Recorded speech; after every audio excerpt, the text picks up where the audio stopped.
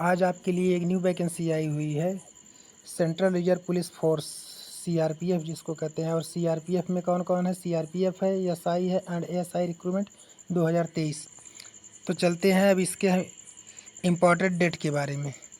तो important date देखेंगे, online start होगा इसका 1 मई 2023 को, और रजिस्ट्रेशन का लास्ट डेट है आपका 21 मई 2023 को। फीस पेमेंट का भी लास्ट डेट आपका 21 मई को ही है। एग्ज़ाम डेट 24-25 जून को आपका है। एग्ज़ाम डेट उसने क्या किया, फिक्स कर दिया, बट अभी आपका एडमिट कार्ड क्या किया गया है, फिक्स नहीं किया गया है। तो चलते हैं देख लेते हैं किसके लिए कितना आपका फ़ीस है, एप्लीकेशन फ़ीस क्या है। तो फॉर एसआई पोस्ट के लिए क्या है, जनरल ओबीसी ईडब्ल्यूएस कैंडिडेट के लिए आपका 200 रुपये है। मतलब जो जनरल है ओबीसी हैं, ईडब्ल्यूएस कैंडिडेट वाले उनके लिए 200 है, और वहीं पर एससी एसटी कैंडिडेट के लिए 0 रुपीज़ है। अब इसके बाद देख लेते हैं एएसआई पोस्ट के लिए कितना है आपका। तो एएसआई पोस्ट के लिए जनरल ओबीसी ईडब्ल्यूएस कैंडिडेट के लिए 100 रुपये है, और एससी एसटी के लिए यहाँ भी आपका क्या है, 0 रुपये फ्री है। इसके बाद आपका क्या है कि पे द एग्जामिनेशन फ़ी आपका मतलब आप चाहे डेबिट कार्ड से करिए, क्रेडिट कार्ड से करिए, नेट बैंकिंग से करिए, ई चालान से करिए। चलते हैं एज लिमिट के बारे में देखते हैं, एज लिमिट क्या है। अगर हम एज लिमिट की बात करें तो आपका जो एज काउंट होगा 21/5/2023 डेट से आपका एज लिया जाएगा। मतलब आपका यहाँ से एज काउंट किया जाएगा 21/5/2023 से। तो उसमें जो मिनिमम एज आपका, कम से कम एज आप 18 साल के होने चाहिए, और आपका जो मैक्सिमम एज होगा 25 साल होगा। आपका मैक्सिमम एज कितना होना चाहिए, 25 होना चाहिए।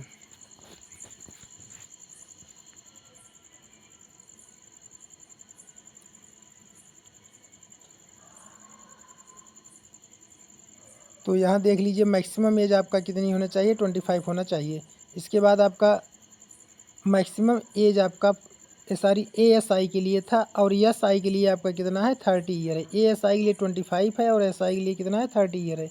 और एज में छूट मिलेगा कैटेगरी वाइज, जो जिस कैटेगरी होंगे उस कैटेगरी के हिसाब से क्या होगा, एज में छूट भी दिया जाएगा। अब चलते हैं डिटेल्स पर।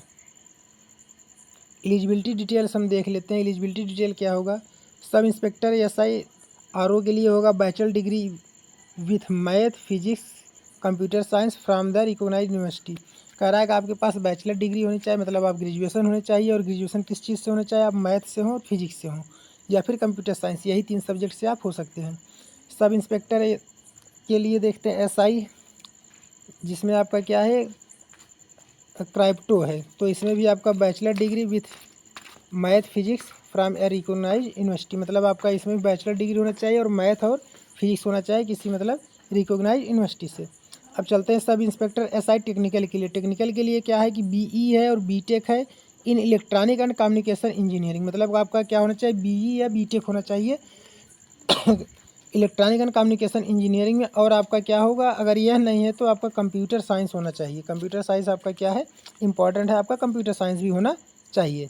अब sub inspector SI civil mail के लिए देख लेते हैं। मतलब जो सिविल से किए हुए हैं उनके लिए क्या चीज़ क्राइटेरिया है। तो 3 year diploma in civil engineering from recognise university. मतलब कि 3 साल का सिविल इंजीनियरिंग से डिप्लोमा होना चाहिए उनको, अगर मतलब वो इसमें फॉर्म अप्लाई करना चाहते हैं। अब चलते हैं एएसआई पोस्ट के लिए। अगर हम एएसआई पोस्ट की बात करते हैं तो आपका क्या है, टेक्निकल के लिए क्या है, 3 ईयर डिप्लोमा इन रेडियो इंजीनियरिंग और इलेक्ट्रॉनिक्स और कंप्यूटर और बीएससी डिग्री इन पीसीएम। इसका कहने का मतलब है कि आपका 3 साल का जो डिग्री होगा वो रेडियो इंजीनियरिंग में होना चाहिए, या फिर आपका इलेक्ट्रॉनिक्स से आप किए हुए हों, या फिर कंप्यूटर साइंस से किए हुए हों, या 3 साल के पास आपका क्या होना चाहिए, बीएससी की डिग्री होनी चाहिए, पीसीएम मतलब फिजिक्स केमिस्ट्री मैथ होना चाहिए जिसमें। और इसके बाद आपका क्या है, ड्राफ्ट मैन जो है उसके बारे में देख लेते हैं। ड्राफ्ट मैन में आपका क्या है, एएसआई के लिए 3 ईयर डिप्लोमा इन ड्राफ्ट मैन कोर्स। मतलब आपका इसके लिए आपका कोर्स करना होगा, ड्राफ्ट मैन का कोर्स करना होगा, या फिर आपका क्या होना चाहिए, जिसमें सिविल होना चाहिए, मैकेनिकल इंजीनियरिंग होना चाहिए फ्रॉम ए रिकॉग्नाइज्ड यूनिवर्सिटी। मतलब कि आपका यह जो कोर्स होना चाहिए सिविल या मैकेनिकल से होना चाहिए। अब चलते हैं वैकेंसी डिटेल पर। वैकेंसी डिटेल के बारे में अगर हम देखते हैं तो यहाँ पे पोस्ट नेम है, और यहाँ कैटेगरी दिया है general OBC EWS SC ST, और इसके बाद टोटल पोस्ट है। टोटल वैकेंसी आपका दिया हुआ है 212, आप देख सकते हैं। अब इसके बाद सब इंस्पेक्टर के लिए आपका देख रहे हैं 08 है, जनरल के लिए ओबीसी के लिए 5 है, ईडब्ल्यूएस के लिए 2 है, एससी के लिए आपका 3 है, एसटी के लिए आपका 1 है। कुल मिलाकर 19 पोस्ट हैं। इसी तरह से आपका देख लीजिए, आपका पूरा इसमें दिया हुआ है। टोटल लास्ट में आ गया। फिजिकल स्टैंडर्ड की बात कर लेते हैं। आपका पोस्ट है, आप स्वयं देख लेंगे और इसके बाद देखते हैं फिजिकल स्टैंडर्ड की बात करते हैं, मतलब आपका फिजिकल कैसा होना चाहिए। अगर हम फिजिकल की बात करते हैं कैटेगरी वाइज देखेंगे तो जनरल ओबीसी एससी इसमें तीनों के लिए, इस बार एससी एसटी के एक में नहीं किया है, जनरल ओबीसी एससी तीनों के एक साथ ले लिया है। अगर मेल हैं तो 170 सेंटीमीटर हाइट होनी चाहिए और उनकी जो चेस्ट होगी वो क्या होगी, 80 से 85 सेंटीमीटर होगी।